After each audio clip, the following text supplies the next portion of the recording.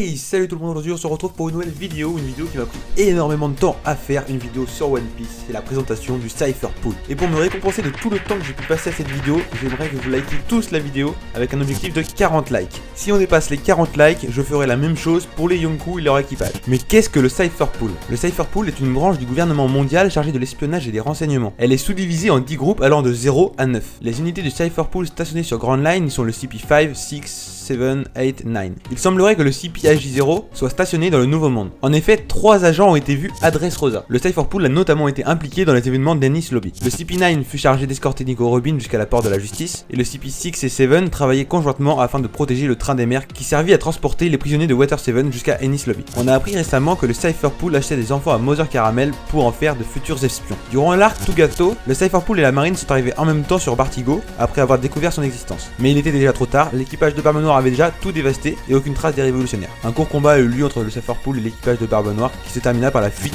de Barbe Noire. Les agents du Cypher Pool sont très connus pour leur maîtrise des 6 pouvoirs. Le CP0 et le CP9 sont connus pour être les deux groupes les plus puissants parmi tous les agents du Cypher Pool. Le CP0 est considéré comme l'agence de renseignement la plus forte du monde. D'après Nico Robin, leur présence sur une île signifie que quelque chose de mauvais se prépare. Ils agissent directement sous les ordres des nobles mondiaux. Les agents sont affectés en fonction de leur maîtrise des 6 pouvoirs.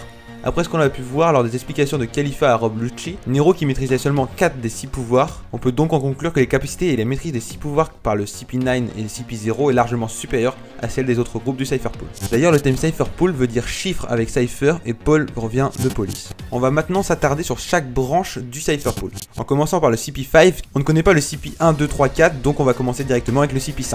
Elle a été dirigée par Spandam avant sa promotion qui l'a mis à la tête du CP9. Tous les membres sont habillés de la même manière sauf Spandam. L'unité semble n'avoir aucune compétence particulière, se servant de leur force brute ou de pistolet pour se battre. Spandam ne possédait pas encore son épée Funk Fluid à cette époque. Il semble y avoir à peu près 10 membres du CP5 lorsque Spandam les dirigeait. On passe directement au CP6 où on ne connaît qu'un seul membre, c'est Jerry. Il se bat avec un style de combat mélangeant la boxe et le yoga. Le seul membre connu qui est donc Jerry a été battu en un seul coup par Sanji. Cette unité a été chargée d'aider le CP9 à escorter Franky et Nico Robin à Ennis Lobby, avec plusieurs agents du gouvernement dont leur chef, Jerry, qui gardait le wagon numéro 7 de Puffington.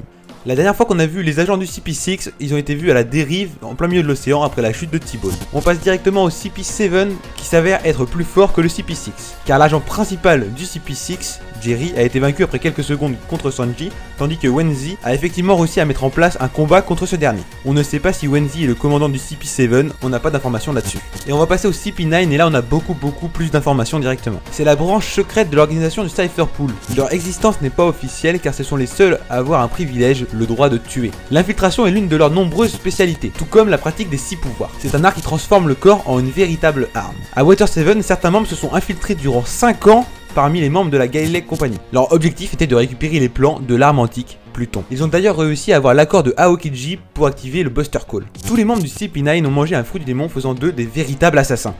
Le plus puissant d'entre eux, Rob Lucci, considéré comme le numéro 1 du CP9.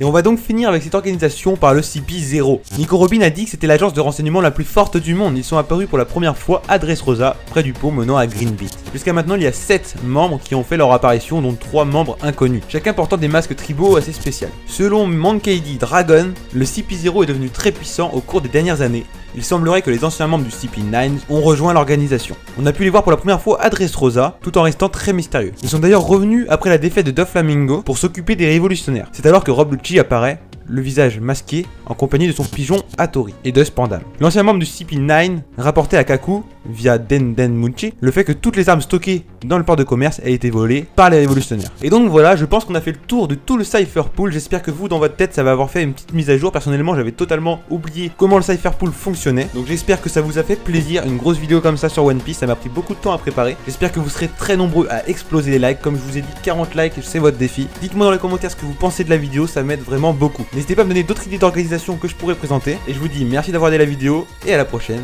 Bye bye.